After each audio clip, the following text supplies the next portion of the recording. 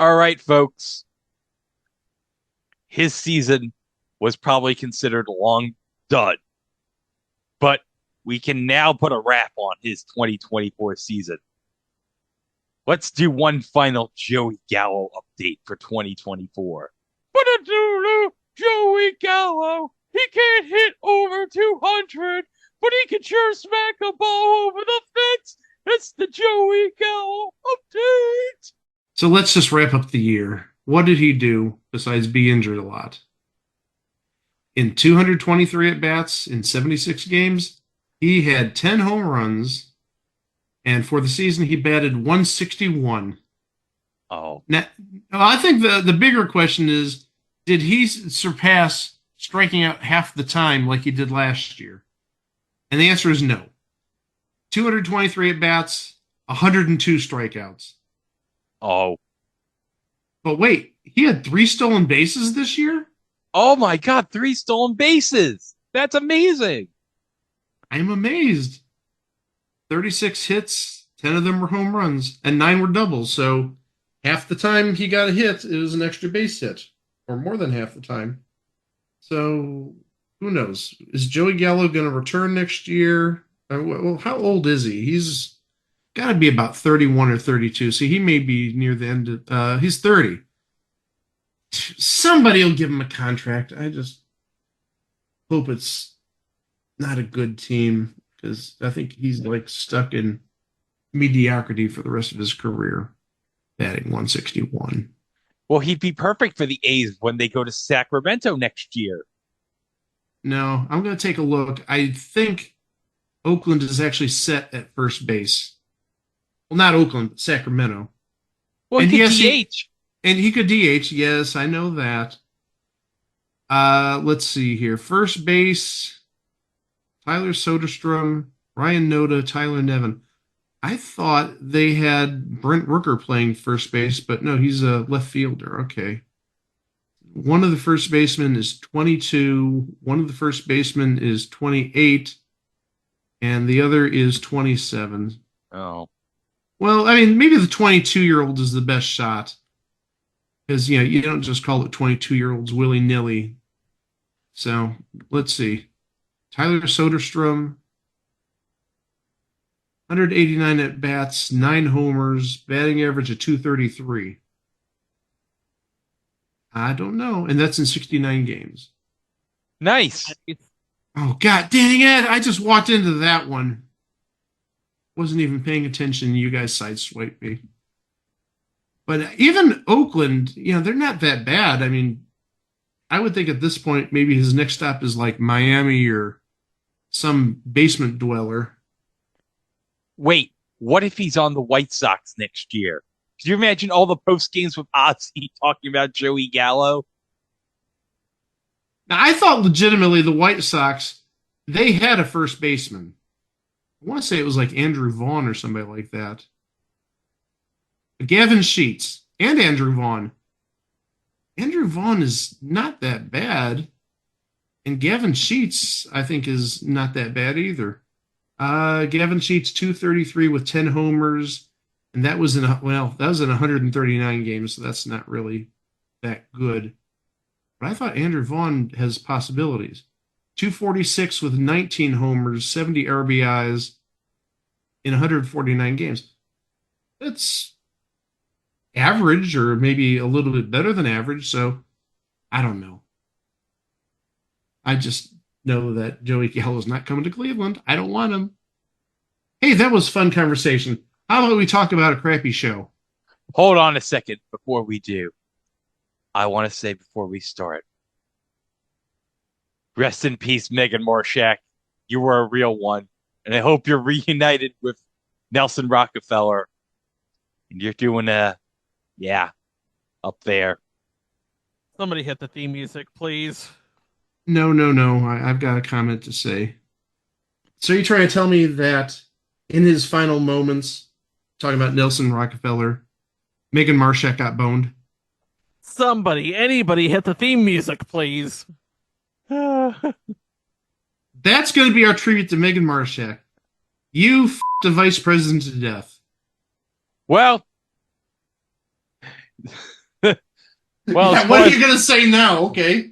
no, I'm just saying, as far as vice presidents go, he probably was the most attractive vice president for all I know. I don't know.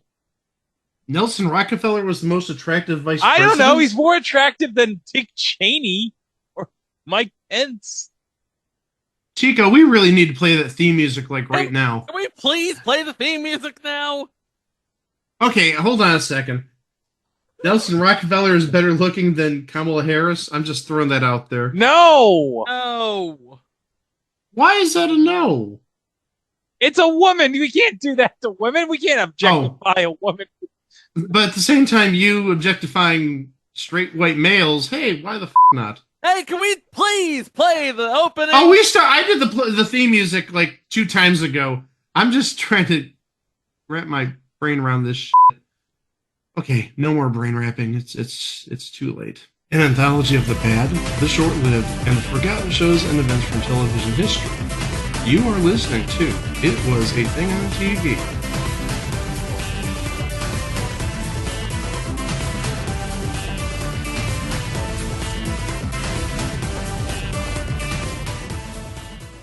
Episode 507, submission number 978, Me and the Chimp.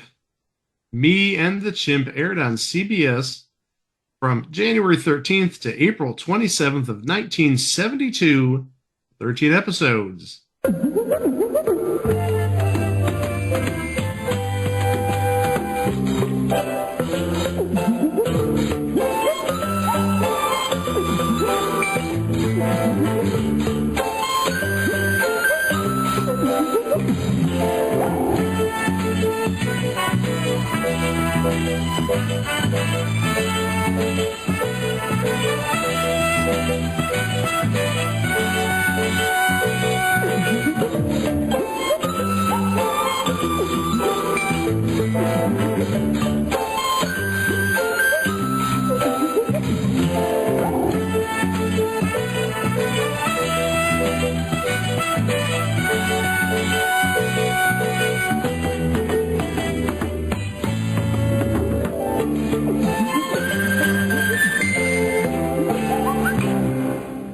Guys, it's time again to scrutinize one of the 50 worst shows of all time, according to TV Guide.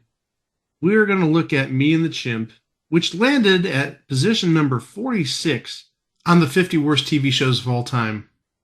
This was your basic situation comedy. Nothing really special. Not like Brady Bunch, which had obviously the blended family. 3 kids from one parent, 3 kids from another parent, and let's smush them together. It didn't have that conceit. It didn't have any of the conceits from other sitcoms of the era. It was just a regular old sitcom, but there's a chimp involved. We'll get into where the chimp comes into play later. That was like the big draw here was, hey, there's a chimp. Well, it does make a little sense if you think about it. A little bit. Because think about what was one of the, I'm not even going to say popular, but a Saturday morning kids show at the time, maybe a year earlier, Lancelot Link. So maybe that's why they did this sitcom with a chimp, because maybe Lancelot Link, even though it only lasted a season, had some sort of following. And maybe CBS thought, hey, if we add a chimp to this sitcom, it's going to get ratings. Well, like I said earlier, 13 episodes. Lasted about 3.5 months. So I don't think the chimp brought in any ratings, and we'll get into some of the episodes later because there's a couple of episodes online, and oh boy, they are rough to say the least. Again, this is a basic sitcom. You have husband, wife, son, daughter, and the thing that just makes it so unique is they got a chimp. And we'll get into the first episode in a little bit in terms of the origin story of how did they get the chimp. The premise of the show itself, it centers around the Reynolds family. Mike Reynolds, he's a dentist, and he lives with his wife and 2 kids, like I said, and then the chimpanzee named Buttons. And boy, does Buttons know how to press the Reynolds buttons. Now, I wonder if that's why he got the name, because he was pushing everybody's buttons. There's also a little bit of a joke we'll get into in one of the episodes regarding pushing buttons, both in a literal sense and a figurative sense. But now, this Buttons chimpanzee was apparently a washout from the space program. And I believe in one episode they actually get into that. That was the premise of, I want to say a later episode, like episode 10 or 11 or 9. It wasn't an early discovery that Buttons was part of the space program. The series centers around the exploits of Buttons. Oh, what did you do this time, Buttons? What trouble did you get into? And, besides that, it's just a normal sitcom. Well, maybe not normal, but just not really funny. Maybe they're going for the cutesy wootsy factor. And it's kind of a surprise when you consider who they had created this show. I think this is early on, so I'm willing to forgive them a little bit because they did go on to much, much bigger and better things. The people we're talking about are Gary Marshall and Thomas Miller. And you know them obviously for Happy Days and Laverne and Shirley, among other things. And of course, Thomas Miller would be one half of what would be Miller Milkus, which would be Miller Milkus Boyette, and then eventually Miller Boyette. And actually, now I'm kind of curious, how early in their careers was this? Was this their first show, second show? I'm sure it wasn't anything like their 10th or 20th show. I'm just curious as to how early along in their respective careers that this show was happening. And taking a look, for Gary Marshall, this show appears to be, in terms of situation comedies, scripted programs, one of his early works. Because I'm taking a look, I see the Danny Thomas Hour. I see something called Hey Landlord from 1966. And then some other stuff. I don't know if they're TV shows or whatnot, but looks like about 5th, 6th on the list is Me and the Chimp. So it was an early show. It was definitely before The Odd Couple, somewhat. It was definitely before, again, Happy Days, definitely before Laverne and Shirley, before Mork and Mindy. Let's talk about who was in this show, specifically the 4 members of the Reynolds family. You had the father, Mike Reynolds, the dentist, played by Ted Bessel. Ted Bessel may be best known for playing Donald Hollinger on That Girl.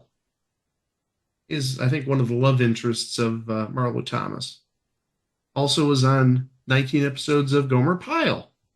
And he almost did not take the role of Mike Reynolds because something about the title of the show.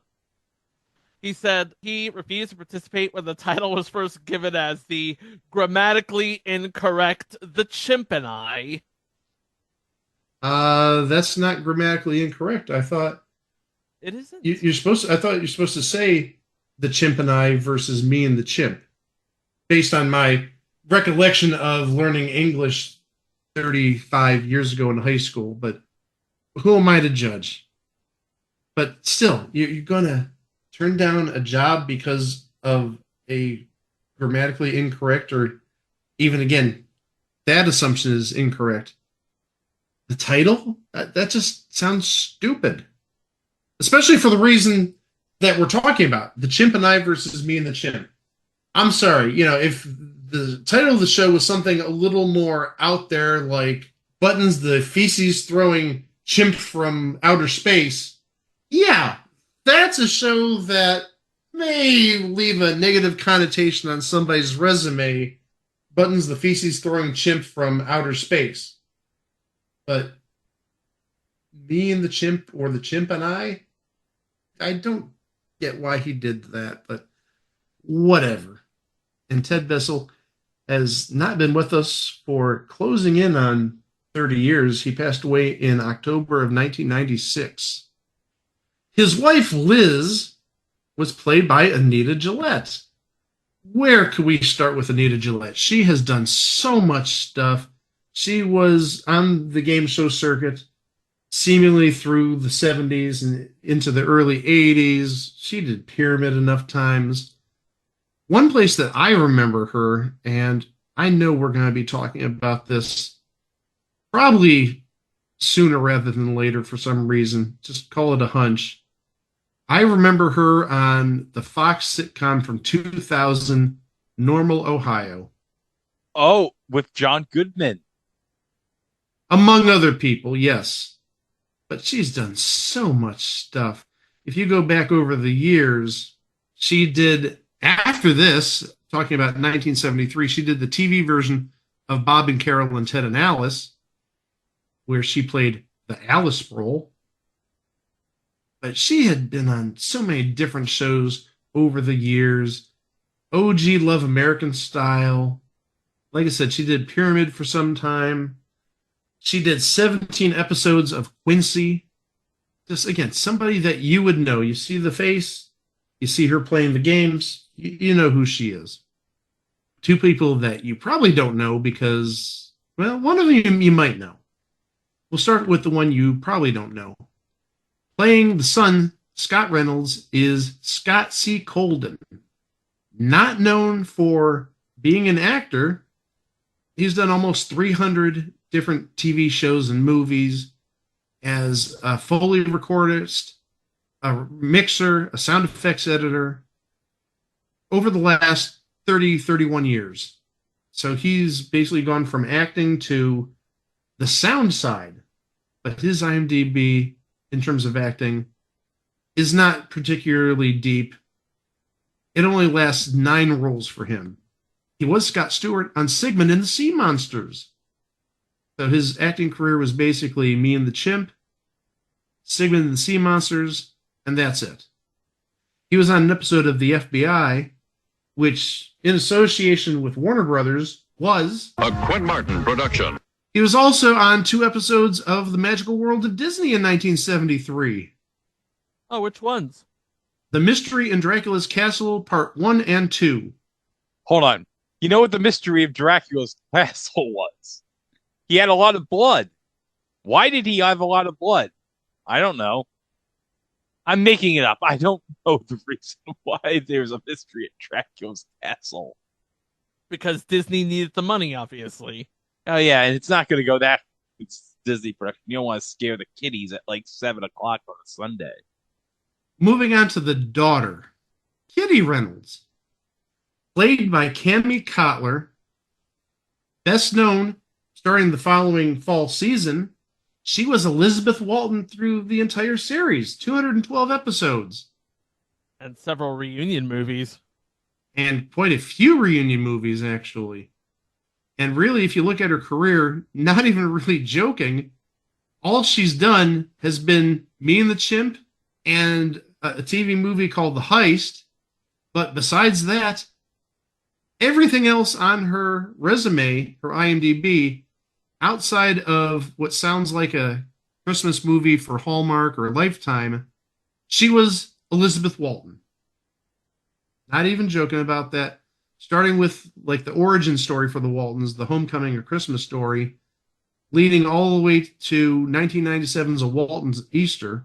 But yes, in 2018, she played a townsperson on Christmas on Honeysuckle Lane. Oh, speaking of, just heard this week. Did you hear who's going to be, I think it's a lead, maybe not a true lead, but one of the main characters on a Hallmark movie this Christmas, or this holiday season, I should say. You'll get why I say this holiday season. No.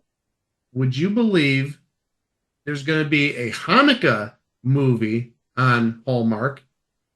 That's why I didn't want to say Christmas season. I said holiday season. It's a Hanukkah movie, and playing the grandfather in that movie, Mark Summers. Oh! So he was just talking about it on his podcast. He's all jazzed for it. Times have been good for him. He had the off-Broadway show, and now he's playing the grandfather, which is, I don't know if necessarily the lead, but one of the big characters in a holiday movie that is not Christmas-centric. So look for that. I think it debuts sometime around 12th, 13th of December.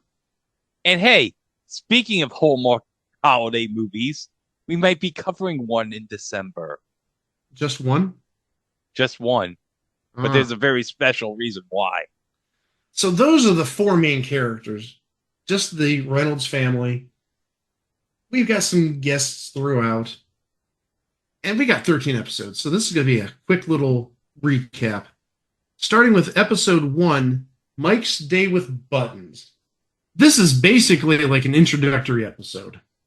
The Wikipedia description lists it as Mike's life as a dentist becomes more complicated when his daughter brings home a chimpanzee named Buttons.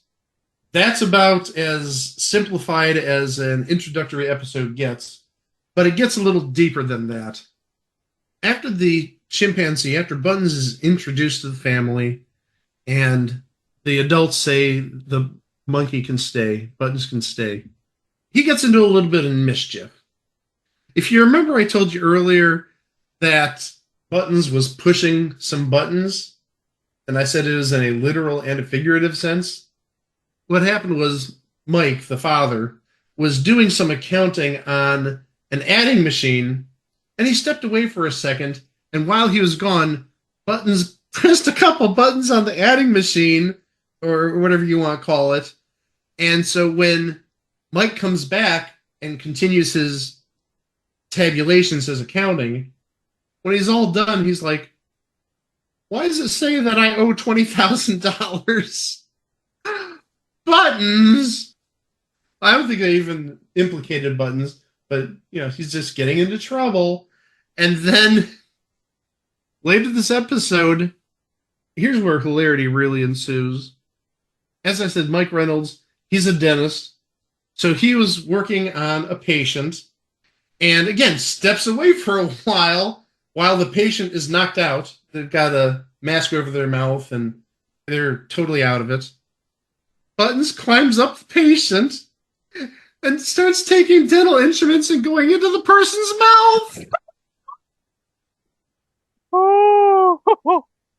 And then at an opportune moment, the patient comes back to consciousness with the monkey on her, and she's screaming, "Get this monkey off of me!"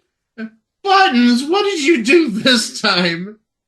And actually, the family gets fed up with Buttons' antics and actually says, "Get out. You've done too much mischief. Leave." And Buttons actually leaves, and the family gets worried about him and starts looking for Buttons. And for some reason, I don't know why, Buttons took a flashlight with him.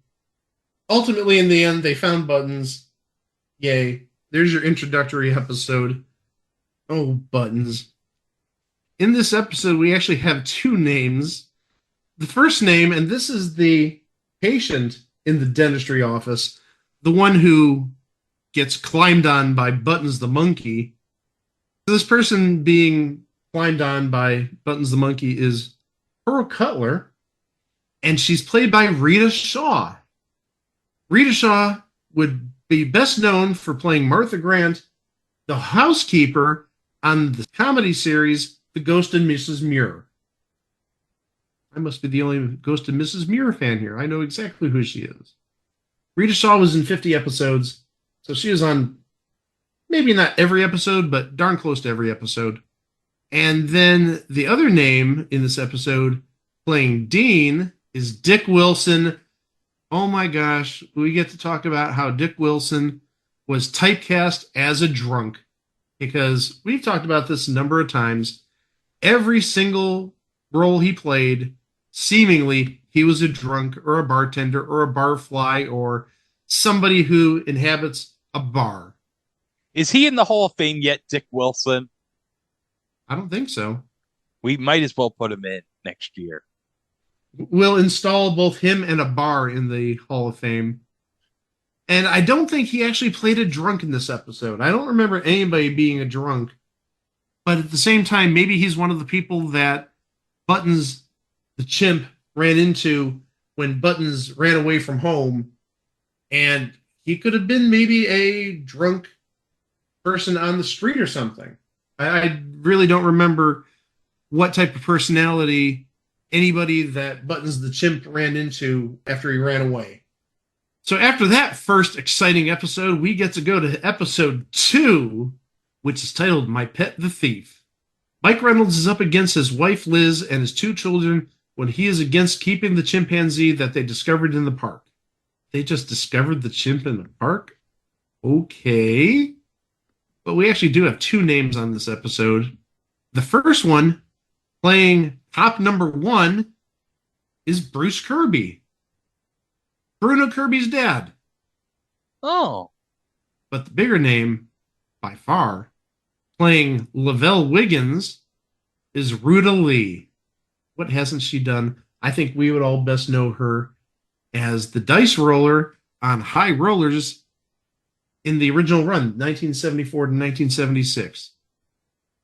And she's the one who got the chandelier right on her head on the 4th of July 1975 episode. And actually, if you haven't seen it, the Wink Martindale channel on YouTube posted the episode before that. So there's 2 consecutive episodes from July of 1975 on Wink's channel. And actually, I think Greg would appreciate this. Do you know who the champion was on that July 4th, 1975 episode? No. It was a football player. Ray Wersching, who was a kicker for the 49ers back in their Super Bowl years. Oh, that's great. I think he has a card in Pro Set in the Super Bowl Supermen set, if I'm not mistaken. No, you're absolutely right about that. I've seen that card autographed over the years. So a little bit of a celebrity there. That's going to take us to episode 3, which is titled Mike's Burglar Alarm. Concerned about break-ins, Mike decides to put Buttons to good use. He teaches the chimp to sound a bell if a stranger enters the home. What he doesn't count on is a burglar with a bag of candy. Oh, that's Buttons' kryptonite. Candy. I didn't know monkeys go ape for candy. I'm sorry. No, I'm not. 2 names in this episode. Playing the police lieutenant, I'm guessing, Leonard Stone. Sam Beauregard from Willy Wonka and the Chocolate Factory.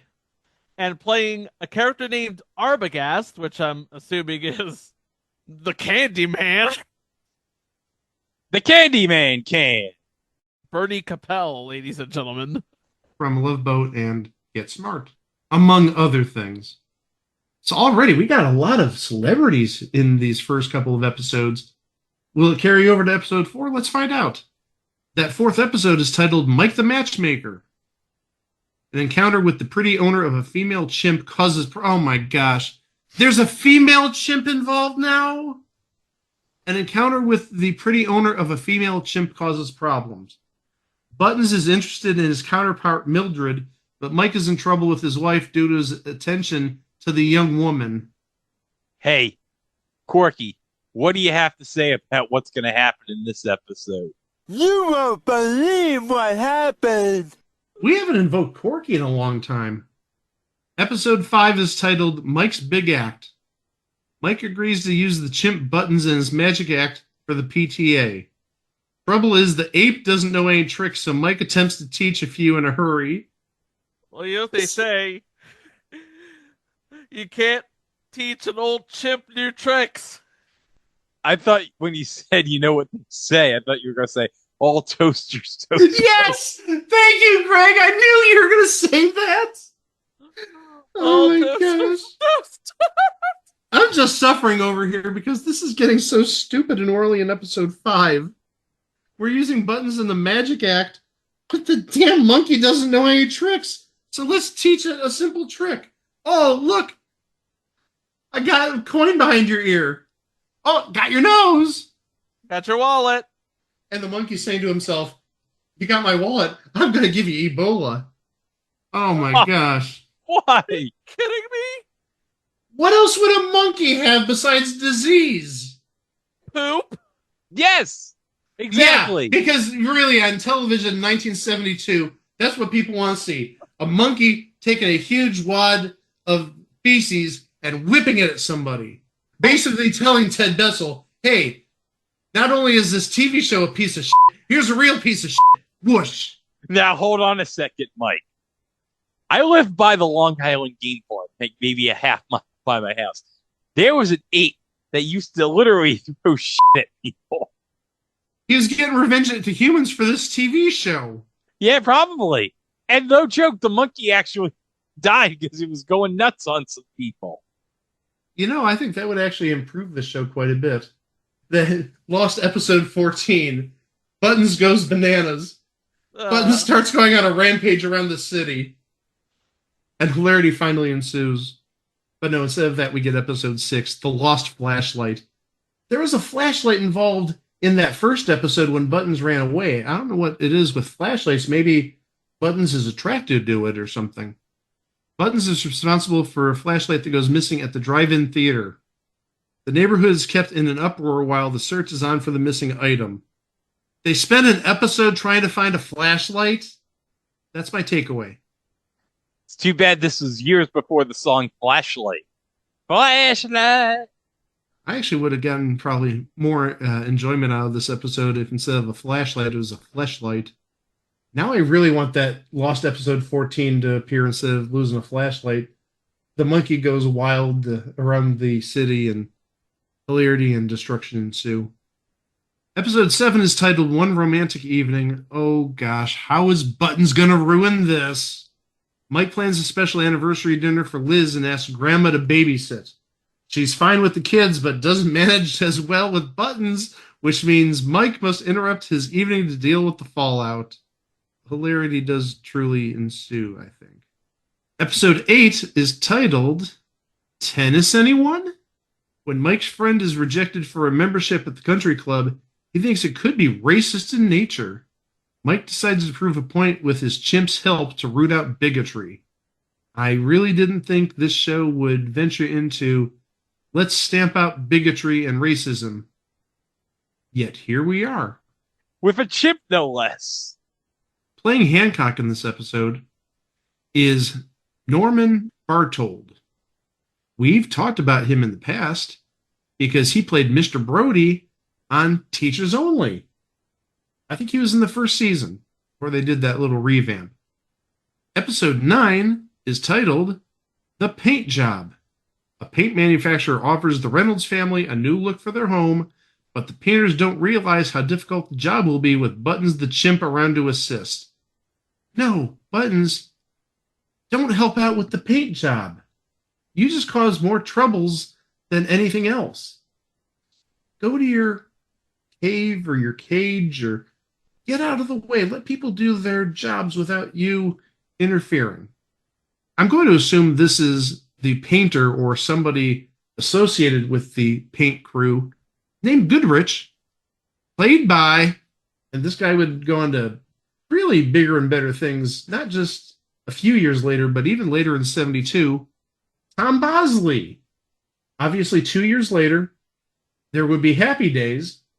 Later in 1972, he's going to get the role as the voice of Harry Boyle, the father, on the cartoon Wait Till Your Father Gets Home.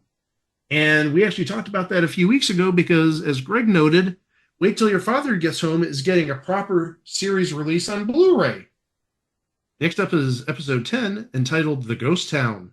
Reynolds' family takes Buttons the chimp along on a highly anticipated ski trip. By accident, they end up in a deserted village where a series of odd events have them spooked. I'm sorry, now this is just getting plain downright stupid. I'm sorry. We do have a name in this episode.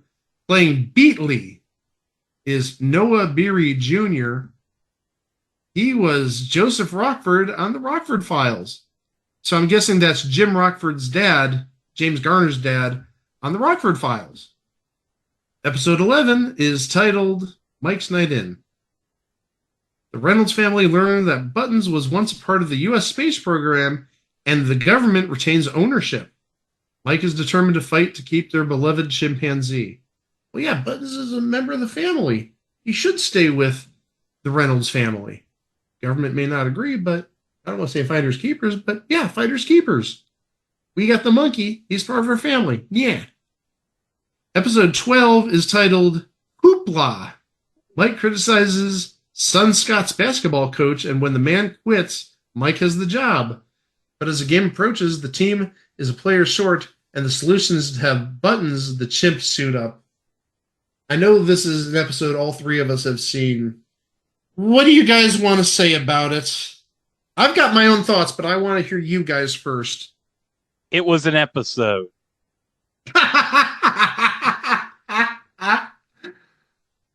Chico, would you like to add anything? First of all, monkey on a basketball team has no D whatsoever. Second of all, that guy who was helping old coach cheat, pretty sure he's in high school, maybe even college, because he's a tall drink of water. Oh, yeah, they definitely got some ringers for that game. Well, I was looking at it from a different perspective because watching that episode, Buttons did not make an appearance on the episode until the 11-minute mark. So almost half the episode was done by the time Buttons made an appearance. Well, hold on a second. No, because he's in the start of the episode because he's on top of the basket shooting hoops. Yeah, you're right about that, but even after that, let's say that's at the 2-minute mark, there is a solid 9-minute stretch where there is no monkey involved. It's just a lame sitcom. Addressing what you guys said about the ringer, and sadly, the ringer, the basketball player, whose name was Claude, he's not credited in this episode. So we can't get an idea as to his age. But I do agree with what I believe Chico said, which is this kid looked like he was in high school. And the team, talking about the Reynolds coach team, looked like it was primarily made up of 10-year-olds, 8-year-olds. By no means would they have anybody who could even compete with a 16 or 17-year-old. And I think that's where the height difference comes into play. I don't think he was necessarily basketball player tall. He was just tall because he was 6 years, 7 years, 8 years older than the other kids that were on the basketball team. Taking away anything Chico said about Buttons not playing defense, well, he's a monkey. He's not a basketball player, so I don't think he's going to play that much defense. It was a bizarre episode, but I think it was also predictable because what happened is one of the kids, he basically took himself out of the game because he didn't feel well. He ate a little too much before the game. I think he may have stepped off stage to projectile vomit. Excuse the terminology. So they're short a person on this basketball team, and look who decides to step in. It's Buttons. I think it was kind of predictable that, once he saw the kids out, who's going to take this kid's place? Let's bring on the chimp. Ha ha ha. I don't want to say it was predictable, but it's kind of predictable. We could forfeit the game or, hey, we got another person or player, not necessarily a person. We got Buttons. Buttons can be the fifth person. Buttons didn't necessarily do anything. Well, he did. He stood over the hoop and sometimes threw the ball in, but he didn't play any defense because he was standing on the hoop throwing the ball in. Just another high-quality episode of this series. And the kicker is? They still end up losing. All right, that's going to take us to the final episode. Thank heavens. It's titled Liz's Allergy. Liz suddenly has a severe allergy, and the cause seems to be their resident chimp. The entire family is distraught when it looks like that they'll have to part ways with Buttons unless a solution can be found. Oh, and this is episode 13. I guess they parted ways because they couldn't fix the allergy. Oops. That's just horrible. I think really it's a horrible way to go out. If we can't find a way to fix this allergy, we're going to have to get rid of Buttons, and the series is essentially over. Well, guess what? It's episode 13. The series is over. So I'm going to assume that Buttons was out. They couldn't find the fix for the allergy. At least I like the way it works in my mind. The series gets canceled because, oh, she's allergic and we can't find a cure for it. Bye, that's the series. But actually, we do have a name in this episode playing the doctor that they go see. Dr. Oldham is played by Dick Yarmy. He was pretty much that guy from That Thing, but he would probably be best known for playing a number of roles in Mork and Mindy for 3 episodes. And he was on a variety of other shows. He was on The Jeffersons. He was on an episode of Amazing Stories. That's a show that we don't talk much about in these parts. Bosom Buddies is on an episode. Happy Days. 10 Speed and Brown Shoe. But he's essentially that guy from that series. Did 4 episodes of Emergency. 3 episodes of Get Smart. So yeah, he got around. So that's the series. 13 episodes. Only 2 episodes are available to be seen online right now. The premiere episode where Buttons jumps on Rita Shaw, the dentistry patient, among other things. And the episode which involved the basketball team, Hoopla. If those 2 episodes are any indication as to how bad this show is, this definitely deserves to remain on the 50 worst shows of all time. It almost seems like the monkey was just added in for the sake of comedy. Oh, it's a sitcom with a monkey. Ha ha ha ha ha.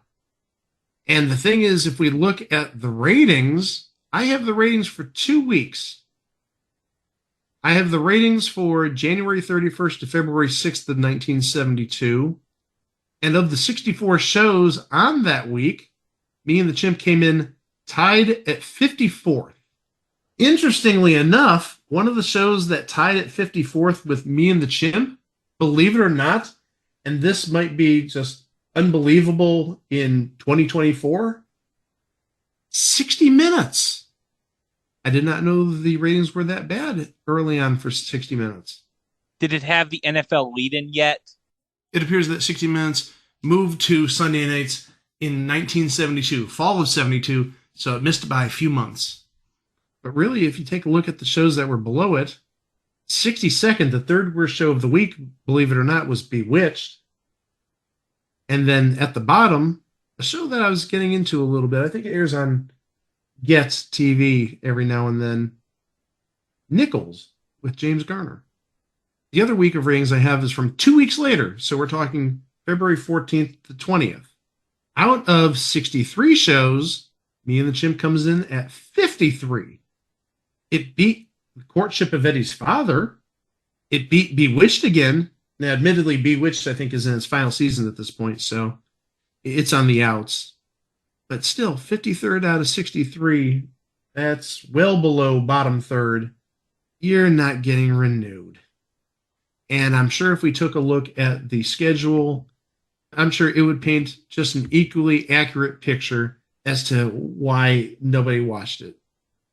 Me and the Chimp aired on Thursday nights at 8 p.m. on CBS. Going up against it on ABC was Alias Smith and Jones, the first half hour of that.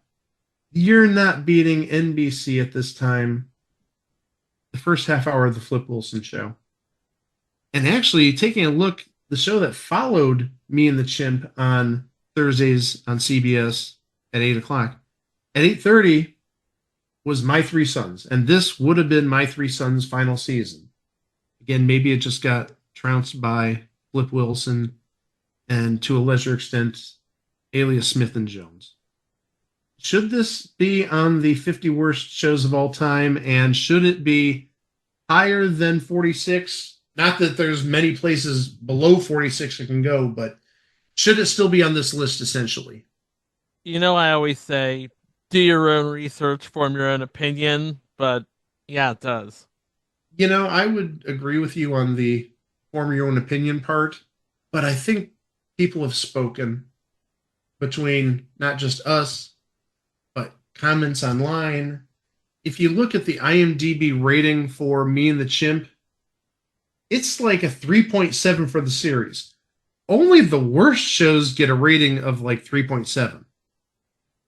That's not bad. That's abysmal. 3.7. And I know I saw some ratings. There's somebody who said gave it a 7, but it seemed like, for every person that gave it a 7, there was a 1, a 2, and a 3. So it seems like maybe you really liked it, or you just absolutely hated it. Maybe not hated, but didn't like it.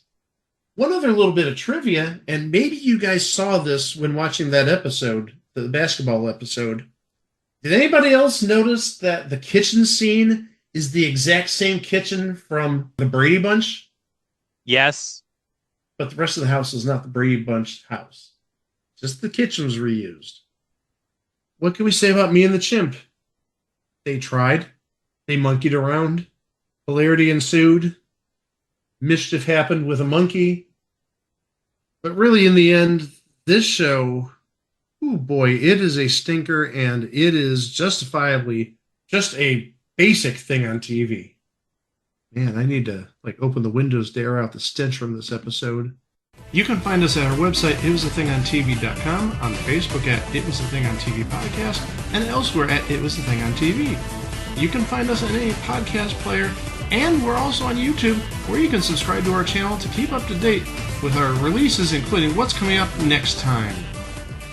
One of the greatest tough guy actors of our time takes on one of the most tender-hearted detectives of all time.